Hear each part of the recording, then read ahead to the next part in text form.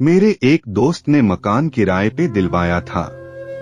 मैं उस मकान में करीब 2 साल से रह रहा था। तो मकान मालिक और उसकी बीवी बच्चे मेरे साथ काफी घुल मिल गए थे। मकान मालिक की 2 बेटियां थी और एक बीवी। बड़ी बेटी की उम्र करीब 22 साल की और छोटी बेटी की उम्र करीब 19 साल की थी और मकान मालकिन की उम्र करीब 42 साल थी। मैं उनकी लड़कियों से ज्यादा बातचीत नहीं करता था, लेकिन वो दोनों मेरे साथ बातचीत करना ज्यादा पसंद करती थी। कुछ दिनों के बाद बड़ी बेटी की शादी हो गई और वो अपनी ससुराल में रहने लगी। करीब 2 से 3 साल गुजरने के बाद भी उसे कोई बच्चा नहीं हुआ था, लेकिन थी बहुत सुंदर। एक दिन की बात है कि मैं बाथरूम में नहा रहा था और मैंने बाथरूम का दरवाजा अंदर से बंद नहीं किया हुआ था। मैं अपने पप्पू के ऊपरी हिस्से पे पानी डाल के साफ कर रहा था। तभी उसकी छोटी लड़की आई जिसका नाम किरण था। उसने अनजाने में दरवाजा खोल दिया और मेरे पप्पू को देख लिया, जो पानी डालते डालते खड़ा हो गया था। मैंने उसे देखा तो वो शर्माते हुए वहां से चली गई और मैं नहाकर बाहर आया तो वो नजरें झुकाकर इधर उधर जा रही थी। मैंने उससे कुछ नहीं बोला और अपने कपड़े पहन के ऑफिस चला गया।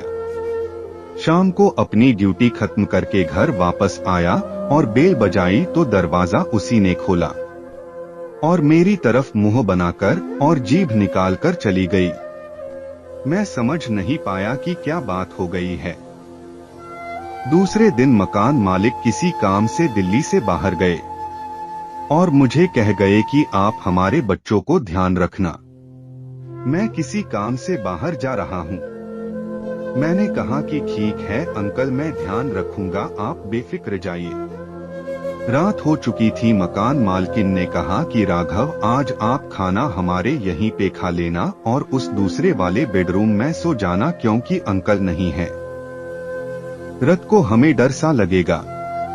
मैंने कहा ठीक है और शाम का खाना मैंने वही खाया और दूसरे वाले बेडरूम में सो गया और वो माँ बेटी अपने दूसरे रूम में सो गए। रात के करीब 2 बजे थे। मैं गहरी नींद में सोया हुआ था।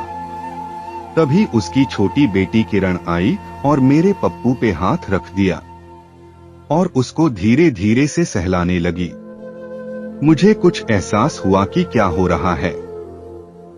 तभी मेरी आंख खुली तो मैंने उसे अपने बेड पे बैठा पाया और वो मेरे पप्पू से खेलने लगी थी। मैंने सोने का और नाटक किया क्योंकि मुझे तो मजा सा आ रहा था।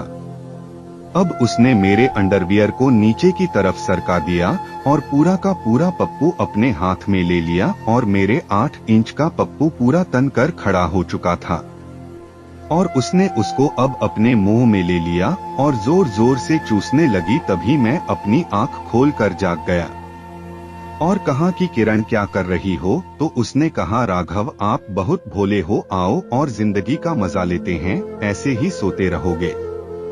मैंने कहा कि आंटी की नींद खुल गई तो क्या होगा, वो तो मुझे मार ही डालेंगी।